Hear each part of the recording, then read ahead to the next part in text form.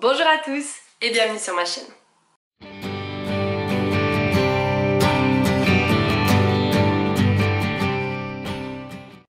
On se retrouve aujourd'hui pour une nouvelle vidéo.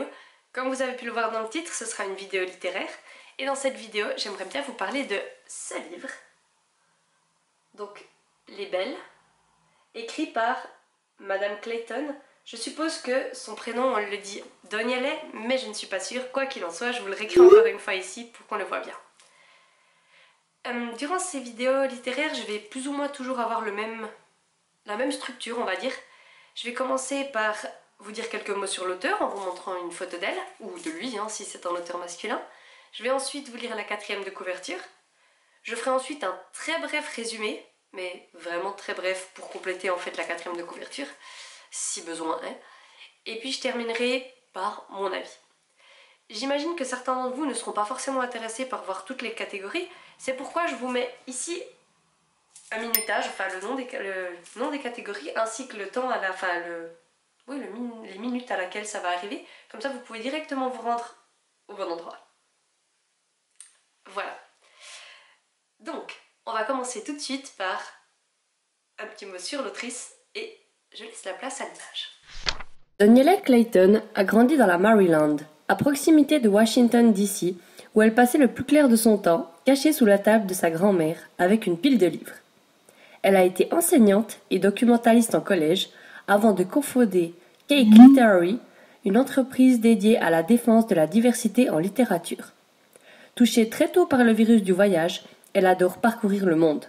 Son port d'attache est New York, où elle poursuit sa quête de la meilleure pizza. Vous la trouverez aussi en ligne sur www.danielleclayton.com.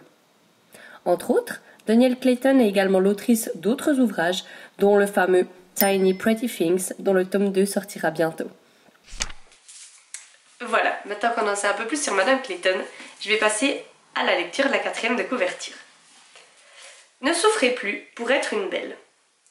Dans le monde opulent d'Orléans, les gens naissent gris, ils naissent condamnés, et seules les belles peuvent, grâce à leur talent, les transformer et les rendre beaux. En tant que belle, Camélia Beauregard est presque une déesse dans cet univers où triomphe le culte des apparences. Or, Camélia ne veut pas se contenter d'être une belle. Elle rêve de devenir LA favorite, choisie par la reine d'Orléans pour s'occuper de la famille royale et d'être reconnue comme la plus douée du pays. Mais une fois Camélia et ses sœurs belles arrivées à la cour, il s'avère que la position de favorite tient davantage du cauchemar. Derrière les ors du palais, les noirs secrets pullulent. Le premier volet d'une série éblouissante. Voilà pour la 4e de couverture. Donc, maintenant un bref résumé, j'ai pas grand chose à rajouter. Comme vous l'avez compris, on va être dans le monde d'Orléans. C'est un monde donc qui n'est pas comme le nôtre, enfin c'est un monde fantastique. Je vais pas vous le décrire ici. Il faudra lire le livre si ça vous intéresse.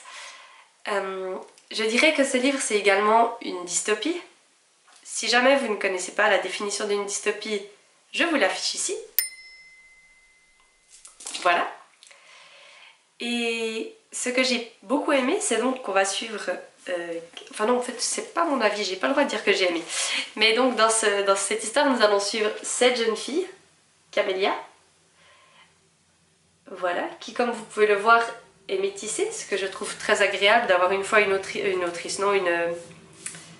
personnage principal, une héroïne, voilà, qui n'est pas de couleur blanche, c'est très rare, donc c'est à noter. Nous allons donc suivre Camélia et ses sœurs. Tout d'abord, elles ne sont pas à Orléans, elles sont ailleurs. C'est pas grave, je vais pas vous dire où, mais elles vont venir après à Orléans. Il va se passer une cérémonie pour définir laquelle d'entre elles est la meilleure. Et la meilleure sera choisie favorite. Et les autres vont être dispatchées dans divers endroits du royaume. Elles vont donc toutes être là pour soigner les gens, on va dire. En fait, dans Orléans, comme vous avez pu le voir, les gens naissent gris, et tout, la peau fripée, enfin, voilà. Et elles peuvent, par magie, grâce à leurs arcanes, on dit, les rendre beaux. Après, beau, voilà, c'est superficiel, hein. Mais les rendre plus beaux. Et puis, comme on le voit à la fin de la 4e de couverture, en fait, tout ne va pas être si beau que ça. On va découvrir beaucoup de choses qui se passent en dessous de cette superficialité et de tout ça. Voilà pour le résumé, je vais m'arrêter là. Si ça vous intéresse, vous lirez la suite. Enfin, pour mon avis. Donc comme je vous l'ai dit déjà, je trouve très chouette qu'ils aient choisi une héroïne, enfin que Madame Clayton ait choisi une héroïne métissée. Ça fait passer un message qui je trouvais chouette. Sinon, j'avais franchement un peu peur au début que j'ai vu ce livre passer sur la toile. J'avais peur que ce soit gnangnan, fleurs bleues, roman à l'eau de rose et toutes ces choses parce que moi personnellement c'est pas trop mon truc. Après peut-être que vous oui, moi pas. Mais en fait j'ai découvert cette lecture grâce à Bim Bam Books, enfin grâce à sa chaîne. Si jamais vous la connaissez pas, mais je pense pas que ça puisse être le cas si vous suivez les chaînes Booktube, mais si jamais, j'essaye de vous la mettre dans le petit i. Soit c'est là, soit c'est là. Je crois que c'est là. Donc j'ai connu grâce à Bim Bam Books et elle disait que non, effectivement, c'était pas une héroïne toute gnangnan, c'était une héroïne beaucoup plus badass. Et quand elle a fait la présentation de ce livre, ça m'a notamment beaucoup fait penser à la sélection de Kiera Cass. Peut-être vous voyez pas ce que c'est. Je vais vite vous chercher le livre, bougez pas. Voilà. La sélection donc, ce livre, c'est, vous voyez, hein. Attendez, hop, je prends vite l'autre. On peut voir que c'est deux livres qui se ressemblent beaucoup de leur couverture. D'ailleurs, ils sont tous les deux édités par la collection R. Je sais pas si ça focus, non? Oui, voilà. Donc, les deux histoires se ressemblent pas tant dans l'intrigue, mais dans l'univers. Parce que c'est pas du tout la même intrigue, même s'il y a aussi une histoire de... On apprend un peu ce qui se passe par-dessous, mais voilà. En passant, je trouve la collection R... Enfin, je trouve que la collection R a toujours de magnifiques ouvrages, enfin, mais ça c'est mon avis. Donc, on va suivre Camélia qui va arriver au palais. Et c'est là qu'on va voir que non, il y a plein de choses qui se passent qui vont pas, notamment avec la fille de la reine et du roi. Et voilà, Camélia va tout faire pour essayer de changer ça. Enfin, comme je vous l'ai dit, c'est une héroïne assez badass et quand elle a une idée, elle s'y tient. Et ça, j'ai trouvé très chouette. Puis voilà. Elle va notamment se faire des amis, pas beaucoup. Elle va aussi beaucoup de fois se faire tromper, enfin pas tromper dans le sens d'infidélité, hein, mais se faire tromper en amitié. Et moi j'aime quand il y a toute cette histoire de... Ouais, on peint un super tableau, mais en fait par-dessous il y a plein de choses qui vont pas et on dénonce ça. Et j'ai trouvé que c'était aussi une très belle critique de notre société, notamment justement par le fait de... Il y a beaucoup de paraître, hein, alors... Bien sûr, je vous ai dit, une héroïne badass et tout ça, j'aime pas quand c'est fleur bleue, on va pas se le cacher, ça va forcément quand même parler d'apparence, de beauté, etc. C'est pas pour rien qu'il y a ce titre, enfin ce titre et ces personnages, mais j'ai vraiment trouvé que c'était une jolie critique de notre société et aussi par rapport à tout ce qu'on peut trouver sur les réseaux, cette histoire d'image, voilà.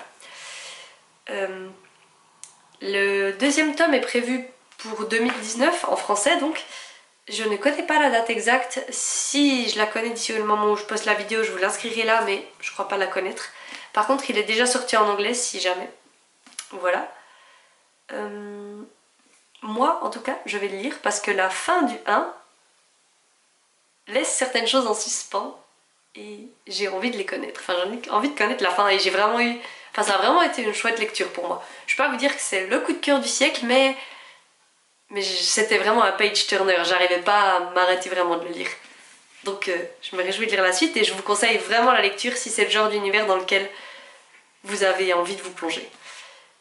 Enfin, pour ceux que ça intéresse, le roman fait 470 pages et c'est écrit de taille normale, je dirais, ni très grand ni très petit, je vous montre.